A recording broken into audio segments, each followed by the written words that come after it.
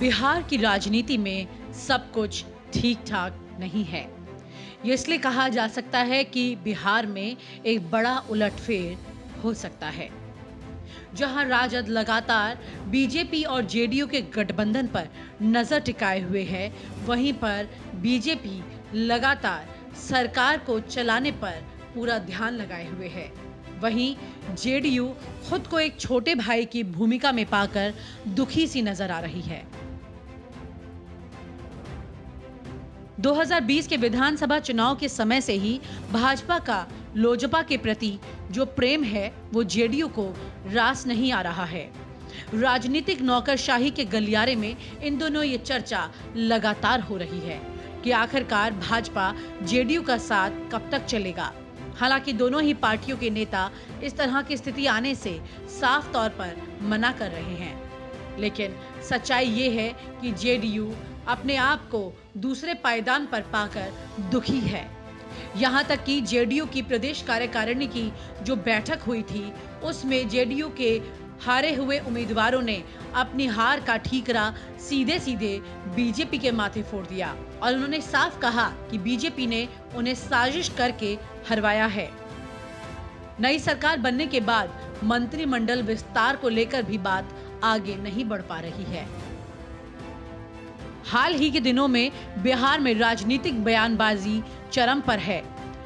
राजद ने पहले ही जेडीयू से कहा था कि बिहार में तेजस्वी को मुख्यमंत्री बनाएं और वो नीतीश कुमार को प्रधानमंत्री का उम्मीदवार बना देंगे।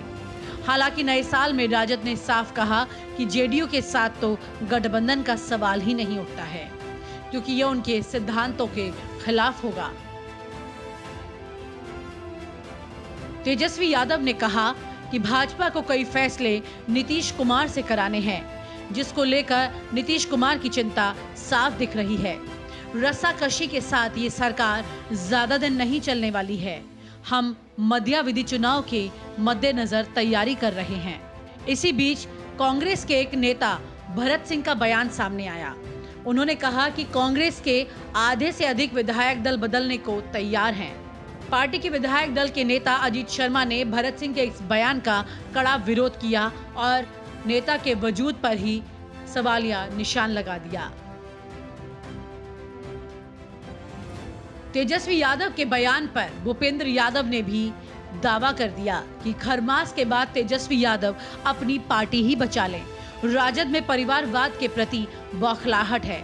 वहीं लोजपा को घेरते हुए जो हमारा साथ छोड़ गए, उन्हें जनता ने सच्चाई से अवगत करा दिया।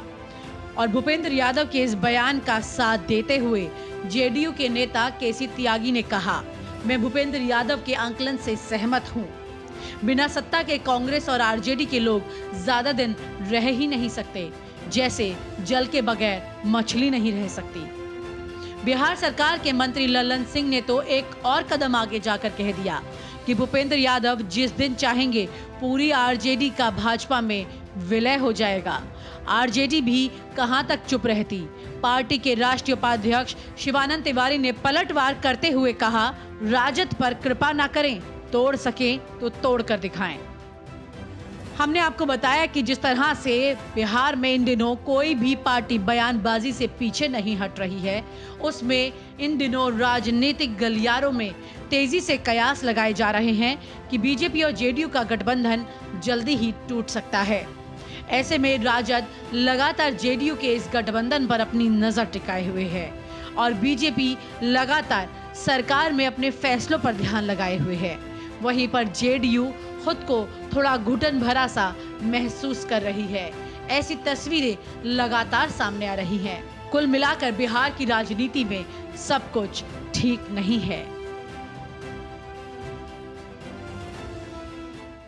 और आप हमसे जुड़े रहने के लिए सब्सक्राइब करें YouTube पर, फॉलो करें Twitter पर और लाइक करें Facebook पर। और ज्यादा जानकारी के लिए न्यूज नशा की वेबसाइट पर जाएं। आपको टाइप करना होगा सिर्फ न्यूज नशा।